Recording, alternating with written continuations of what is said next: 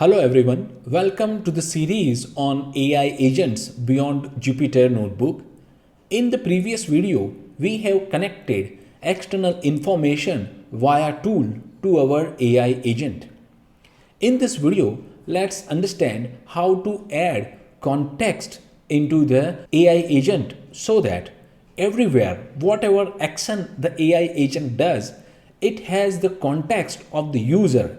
For example, user ID, user name, user organization, or any such kind of information that you want to pass to the agent during the runtime so that every function, every action of the agent can have the user context.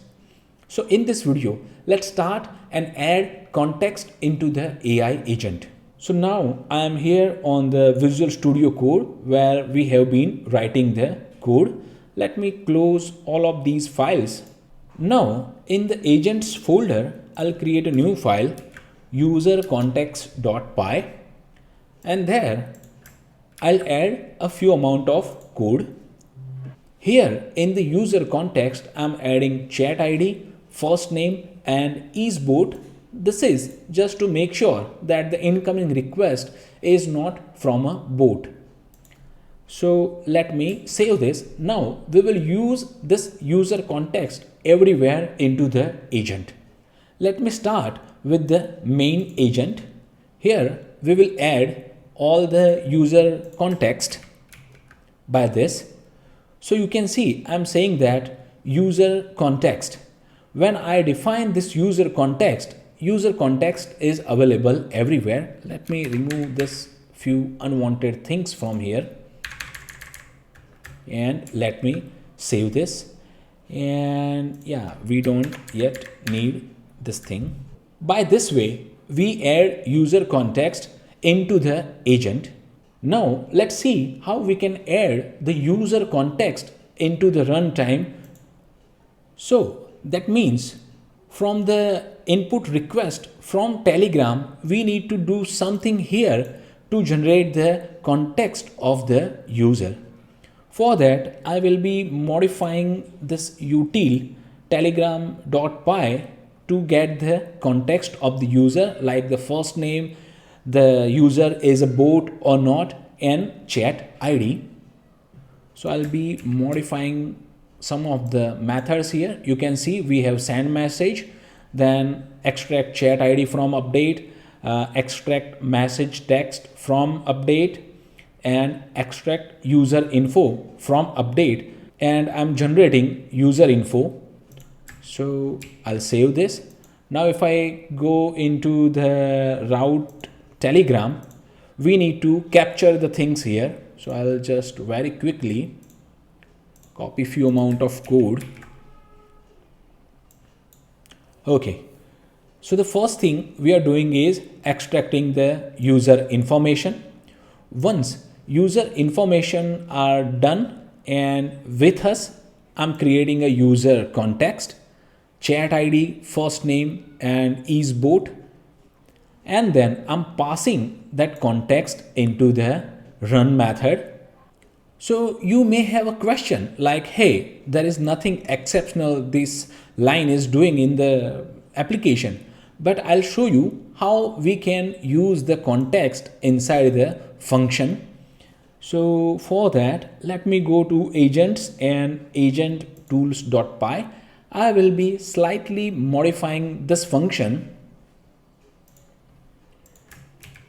Let me paste a few amount of code.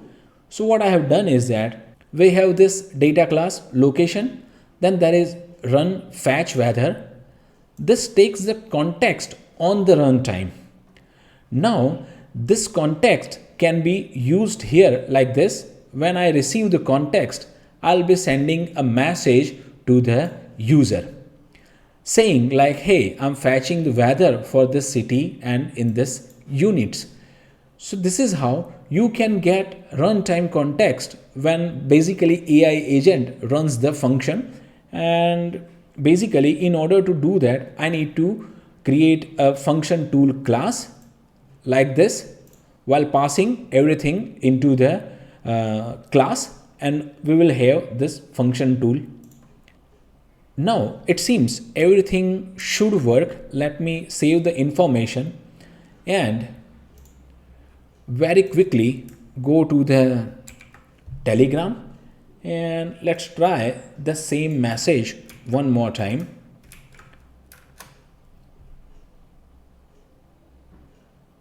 Yeah, you'll see it says fetching weather for Gandhinagar in metric units, and this is the weather. So I hope you now understand that context is a really important thing, and throughout the application of AI agent, when you pass a context into the runner, you can have access to the context. Let me very quickly walk you through how we are doing this. So we have created a context. This context is added when we initialize the agent.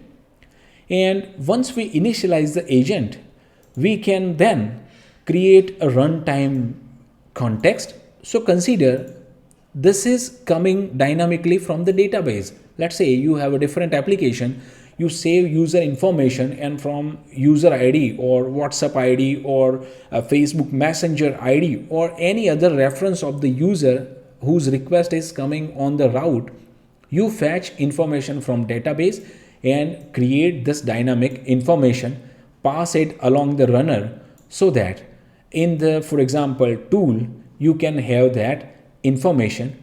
In the upcoming sections, when we will see hooks, I will show you how to use context there as well.